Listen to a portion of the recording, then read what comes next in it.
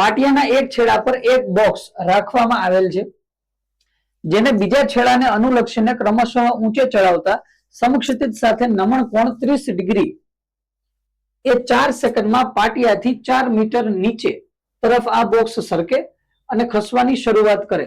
Box અને પાટિયા વચ્ચેનો સ્થિત ઘર્ષણાંક અને ગતિક ઘર્ષણાંક અનુક્રમે કેટલા છે? સાંભળ ધ્યાનથી, સારો કેસ છે. પ્રશ્ન શું છે? જો પાટિયાના એક છેડા પર એક બોક્સ રાખવામાં આવ્યું, એક પાટિયું હતું એના છેડા ઉપર એક બોક્સ રાખી દીધું. બીજા છેડાને અનુલક્ષીને ક્રમશઃ ઊંચે ચડાવતા, બીજા છેડાને ધીરે ધીરે ઊંચો લેતા જઈએ. પ્રશ્ન શું છે હું તને સમજાવું પર જો ધ્યાનથી.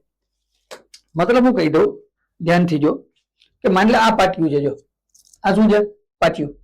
અહીંયા આવી ગયું પાટિયું, આ બરોબર આ પાટિયું છે. આ પાટિયા ઉપર હું એક બ્લોક રાખી દઉં. શું કરી દઉં? બ્લોક રાખી દઉં. પછી મેં શું કીધું? આ પાટિયાને હું ધીરે ધીરે ધીરે ધીરે ધીરે ધીરે ક્યાં લેતો જાઉં? ઉપર લેતો જાઉં. ધીરે ધીરે ધીરે ધીરે ઉપર લેતો જાઉં.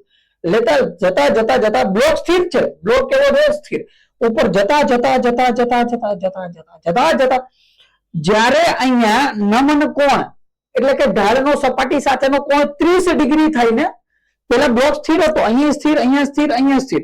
જેવો અહીંયા ખૂણો 30 ડિગ્રી બને, બ્લોક અહીંથી ધીમેથી નીચે સરકવાનું શરૂ કરે. ધીમેથી નીચે સરકવાનું શરૂ કરે. ક્યારે? જ્યારે નમન કોણ કેટલો બની જાય? 30 ડિગ્રી. અને 4 સેકન્ડમાં સરકવાનું શરૂ કરે એટલું નહીં, 4 સેકન્ડમાં 4 મીટર નીચે જાય. 4 સેકન્ડમાં કેટલો નીચે જાય? 4 મીટર નીચે જાય.